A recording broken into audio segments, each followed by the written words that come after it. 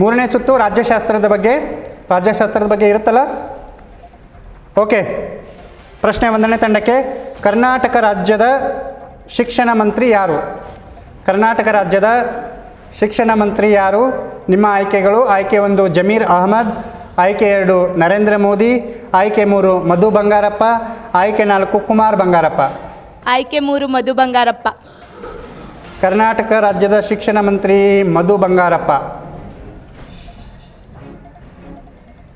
ಸರಿಯಾಗಿದೆ ಉತ್ತರ ಸರಿಯಾಗಿದೆ. 2 ಅಂಕವನ್ನು ಪಡೆದುಕೊಂಡಿದ್ದೀರಿ. ಪ್ರಶ್ನೆ 2ನೇ ತಂಡಕ್ಕೆ. ಗ್ರಾಮ ಪಂಚಾಯಿತಿ ಚುನಾವಣೆಯಲ್ಲಿ ಸ್ಪರ್ಧಿಸಲು ಕನಿಷ್ಠ ವಯೋಮಿತಿ ಎಷ್ಟಿರಬೇಕು? ಗ್ರಾಮ ಪಂಚಾಯಿತಿ ಚುನಾವಣೆಯಲ್ಲಿ ಸ್ಪರ್ಧಿಸಲು ಕನಿಷ್ಠ ವಯೋಮಿತಿ ಎಷ್ಟು? ನಿಮ್ಮ ಆಯ್ಕೆಗಳು: ಆಯ್ಕೆ 1 25, ಆಯ್ಕೆ 2 21, ಆಯ್ಕೆ 3 31, ಆಯ್ಕೆ 4 40. ಆಯ್ಕೆ 25. ಗ್ರಾಮ ಪಂಚಾಯಿತಿ ಚುನಾವಣೆಯಲ್ಲಿ ಸ್ಪರ್ಧಿಸಲು ಕನಿಷ್ಠ 25 ವಯಸ್ಸಿರಬೇಕು.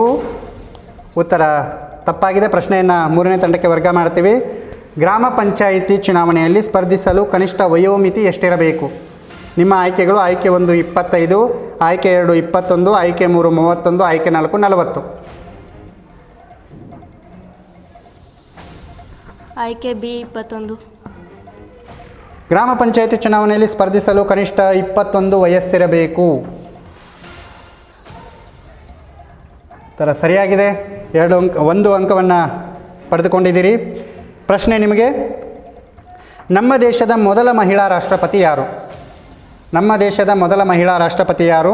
ನಿಮ್ಮ ಆಯ್ಕೆಗಳು: ಆಯ್ಕೆ 1 ರಮಾದೇವಿ, ಆಯ್ಕೆ 2 ಪ್ರತಿಭಾ ಪಾಟೀಲ್, ಆಯ್ಕೆ 3 ಜಯಶ್ರೀ ಪಾಟೀಲ್, ಆಯ್ಕೆ 4 ಇಂದಿರಾ ಗಾಂಧಿ. ಯಾರು ಮಾತಾಡಬೇಡಿ. ನಮ್ಮ ದೇಶದ ಮೊದಲ ಮಹಿಳಾ ರಾಷ್ಟ್ರಪತಿ. ನಿಮ್ಮ ಆಯ್ಕೆಗಳು: ಆಯ್ಕೆ 1 ರಮಾದೇವಿ, ಪ್ರತಿಭಾ ಪಾಟೀಲ್, ಜಯಶ್ರೀ ಪಾಟೀಲ್, ಇಂದಿರಾ ಗಾಂಧಿ. ಇಂದಿರಾ ಗಾಂಧಿ. ಆಯ್ಕೆ 4. ನಮ್ಮ ದೇಶದ ಮೊದಲ ಮಹಿಳಾ ರಾಷ್ಟ್ರಪತಿ ಇಂದಿರಾ ಗಾಂಧಿ. ಉತ್ತರ ತಪ್ಪಾಗಿದೆ. ಪ್ರಶ್ನೆಯನ್ನು 4ನೇ ತಂಡಕ್ಕೆ ವರ್ಗ ಮಾಡ್ತೀವಿ. ನಮ್ಮ ದೇಶದ ಮೊದಲ ಮಹಿಳಾ ರಾಷ್ಟ್ರಪತಿ ಯಾರು? ನಿಮ್ಮ ಆಯ್ಕೆಗಳು: ಆಯ್ಕೆ 1 ರಮಾದೇವಿ, ಆಯ್ಕೆ 2 ಪ್ರತಿಭಾ ಪಾಟೀಲ್, ಆಯ್ಕೆ 3 ಜಯಶ್ರೀ ಪಾಟೀಲ್, ಆಯ್ಕೆ 4 ಇಂದಿರಾ ಗಾಂಧಿ. ಆಯ್ಕೆ 2 ಪ್ರತಿಭಾ ಪಾಟೀಲ್. ನಮ್ಮ ದೇಶದ ಮೊದಲ ಮಹಿಳಾ ರಾಷ್ಟ್ರಪತಿ ಪ್ರತಿಭಾ ಪಾಟೀಲ್. ಉತ್ತರ ಸರಿಯಾಗಿದೆ. 1 ಅಂಕವನ್ನು ಪಡೆದುಕೊಂಡಿದ್ದೀರಿ. ಪ್ರಶ್ನೆ ನಿಮಗೆ: ಮಹಾರಾಷ್ಟ್ರದ ರಾಜ್ಯಪಾಲರಾಗಿದ್ದ ಮಂಡ್ಯದ ರಾಜಕಾರಣಿ ಹೆಸರೇನು? ಮಹಾರಾಷ್ಟ್ರದ ರಾಜ್ಯಪಾಲರಾಗಿದ್ದ ಮಂಡ್ಯದ ರಾಜಕಾರಣಿ ಹೆಸರೇನು? ನಿಮ್ಮ ಆಯ್ಕೆಗಳು: ಆಯ್ಕೆ 1 ಅಂಬರೀಷ್, ಆಯ್ಕೆ 2 ಚಲುವರಾಯಸ್ವಾಮಿ, ಆಯ್ಕೆ 3 ಎಸ್.ಎಂ. ಕೃಷ್ಣ, ಆಯ್ಕೆ 4 ಜಿ.ಟಿ. ದೇವೇಗೌಡ. ಪ್ರಶ್ನೆ ಇನ್ನೊಂದು ಸತಿ: ಮಹಾರಾಷ್ಟ್ರದ ರಾಜ್ಯಪಾಲರಾಗಿದ್ದ ಮಂಡ್ಯದ ರಾಜಕಾರಣಿ ಹೆಸರು? ನಿಮ್ಮ ಆಯ್ಕೆಗಳು: ಆಯ್ಕೆ 1 ಅಂಬರೀಷ್, ಆಯ್ಕೆ 2 ಚಲುವರಾಯಸ್ವಾಮಿ, ಆಯ್ಕೆ 3 ಎಸ್.ಎಂ. ಕೃಷ್ಣ, ಆಯ್ಕೆ 4 ಜಿ.ಟಿ. ದೇವೇಗೌಡ. ಮಹಾರಾಷ್ಟ್ರದ ರಾಜ್ಯಪಾಲರಾಗಿದ್ದ ಮಂಡ್ಯದ ರಾಜಕಾರಣಿ ಎಸ್.ಎಂ. ಕೃಷ್ಣ. ಮಹಾರಾಷ್ಟ್ರದ ರಾಜ್ಯಪಾಲರಾಗಿದ್ದ ಮಂಡ್ಯದ ರಾಜಕಾರಣಿ ಎಸ್.ಎಂ. ಕೃಷ್ಣ. ಉತ್ತರ ಸರಿಯಾಗಿದೆ. 2 ಅಂಕವನ್ನು ಪಡೆದುಕೊಂಡಿದ್ದೀರಿ. ಪ್ರಶ್ನೆ 1ನೇ ತಂಡಕ್ಕೆ. ಪೌರತ್ವ ಕಾಯ್ದೆ ಜಾರಿಗೆ ಬಂದ ವರ್ಷ ಯಾವುದು? ಪೌರತ್ವ ಕಾಯ್ದೆ ಜಾರಿಗೆ ಬಂದ ವರ್ಷ ಯಾವುದು? ನಿಮ್ಮ ಆಯ್ಕೆಗಳು: ಆಯ್ಕೆ 1955, ಆಯ್ಕೆ 2 1979, ಆಯ್ಕೆ 3 1899, ಆಯ್ಕೆ 4 2000. ಪೌರತ್ವ ಕಾಯ್ದೆ ಜಾರಿಗೆ ಬಂದ ವರ್ಷ. ನಿಮ್ಮ ಆಯ್ಕೆಗಳು: ಆಯ್ಕೆ 1 1955, ಆಯ್ಕೆ 2 1979, ಆಯ್ಕೆ 3 1899, ಆಯ್ಕೆ 4 2000.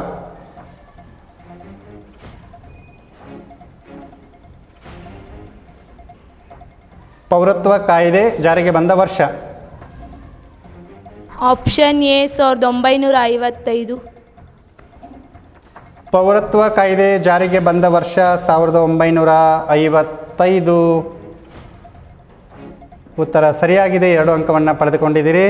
ಪ್ರಶ್ನೆ 2ನೇ ತಂಡಕ್ಕೆ. ಮುಖ್ಯ ಚುನಾವಣಾ ಆಯುಕ್ತರನ್ನು ಯಾರು ನೇಮಿಸುತ್ತಾರೆ? ಮುಖ್ಯ ಚುನಾವಣಾ ಆಯುಕ್ತರನ್ನು ಯಾರು ನೇಮಿಸುತ್ತಾರೆ?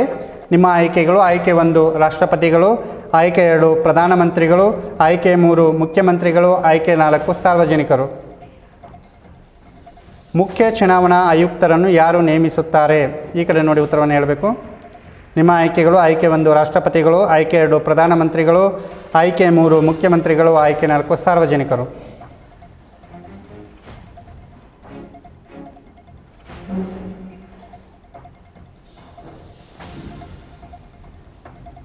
ಯೋಚನೆ ಮಾಡಿ ಉತ್ತರವನ್ನು ಹೇಳಿ.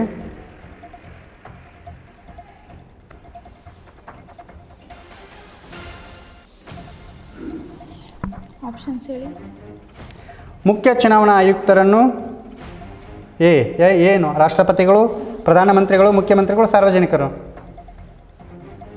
ಆಪ್ಷನ್ ಬಿ ಪ್ರಧಾನಮಂತ್ರಿಗಳು.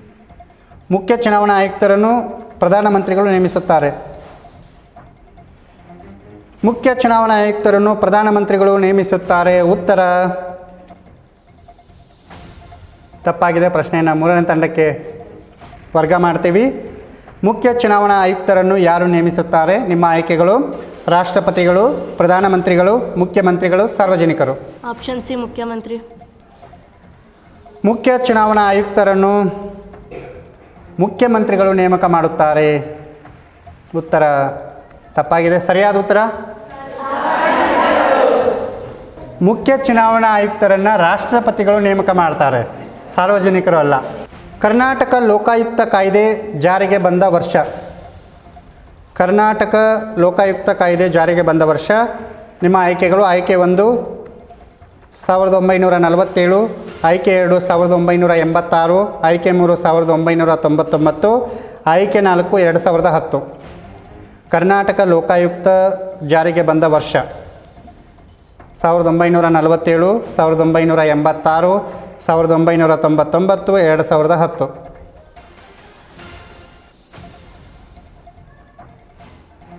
ಆಯ್ಕೆ ಸಿ 1999. ಕರ್ನಾಟಕ ಲೋಕಾಯುಕ್ತ ಕಾಯ್ದೆ ಜಾರಿಗೆ ಬಂದ ವರ್ಷ 1999. ಉತ್ತರ ತಪ್ಪಾಗಿದೆ. ಪ್ರಶ್ನೆಯನ್ನು 4ನೇ ತಂಡಕ್ಕೆ ವರ್ಗ ಮಾಡ್ತೀವಿ. ಕರ್ನಾಟಕ ಲೋಕಾಯುಕ್ತ ಕಾಯ್ದೆ ಜಾರಿಗೆ ಬಂದ ವರ್ಷ. ನಿಮ್ಮ ಆಯ್ಕೆಗಳು: ಆಯ್ಕೆ 1 1947, ಆಯ್ಕೆ 3 1986, ಆಯ್ಕೆ 4 1999, ಆಯ್ಕೆ 3 1999, ಆಯ್ಕೆ 4 2010. ಆಯ್ಕೆ 2 1986. ಕರ್ನಾಟಕ ಲೋಕಾಯುಕ್ತ ಕಾಯ್ದೆ ಜಾರಿಗೆ ಬಂದ ವರ್ಷ 1986. ಸರಿಯಾಗಿದೆ ಉತ್ತರ? ಸರಿ ಇದೆಯಾ? ಉತ್ತರ ಸರಿಯಾಗಿದೆ. 1 ಅಂಕವನ್ನು ಬೋನಸ್ ಆಗಿ ಪಡೆದುಕೊಂಡಿದ್ದೀರಿ. ಪ್ರಶ್ನೆ ನಿಮಗೆ: ಭಾರತದಲ್ಲಿ ಮತದಾನ ಮಾಡಲು ಕನಿಷ್ಠ ವಯೋಮಾನ ಎಷ್ಟಿರಬೇಕು? ಭಾರತದಲ್ಲಿ ಮತದಾನ ಮಾಡಲು ಕನಿಷ್ಠ ವಯೋಮಾನದ ಮಿತಿ. ನಿಮ್ಮ ಆಯ್ಕೆಗಳು: ಆಯ್ಕೆ 1 55 ವರ್ಷ, ಆಯ್ಕೆ 2 16 ವರ್ಷ, ಆಯ್ಕೆ 3 18 ವರ್ಷ, ಆಯ್ಕೆ 4 35 ವರ್ಷ. ಆಯ್ಕೆ 3 18 ವರ್ಷ. ಭಾರತದಲ್ಲಿ ಮತದಾನ ಮಾಡಲು ಕನಿಷ್ಠ ವಯೋಮಾನದ ಮಿತಿ 18 ವರ್ಷ. ಸರಿಯಾಗಿದೆಯಾ? ಉತ್ತರ ಸರಿಯಾಗಿದೆ. 2 ಅಂಕವನ್ನು ಪಡೆದುಕೊಂಡಿದ್ದೀರಿ. ಇಲ್ಲಿಗೆ 3ನೇ ಸುತ್ತು ಮುಕ್ತಾಯ ಆಯಿತು. 3ನೇ ಸುತ್ತಿನಲ್ಲಿ ಯಾರ್ಯಾರು ಎಷ್ಟೆಷ್ಟು ಅಂಕವನ್ನು ಪಡೆದುಕೊಂಡಿದ್ದೀರಿ ನೋಡೋಣ. 3ನೇ ಸುತ್ತಲ್ಲಿ 1ನೇ ತಂಡ 4 ಅಂಕವನ್ನು ಪಡೆದುಕೊಂಡಿದ್ದೀರಿ, ಅಭಿನಂದನೆಗಳು. ಹಾಗೆ 2ನೇ ತಂಡ 0 ಅಂಕವನ್ನು ಪಡೆದುಕೊಂಡಿದ್ದೀರಿ, ಚೆನ್ನಾಗಿ ಆಡಿ. 3ನೇ ತಂಡ 1 ಅಂಕವನ್ನು ಪಡೆದುಕೊಂಡಿದ್ದೀರಿ, ಹಾಗೆ 4ನೇ ತಂಡ 6 ಅಂಕವನ್ನು ಪಡೆದುಕೊಂಡಿದ್ದೀರಿ, ಅಭಿನಂದನೆ.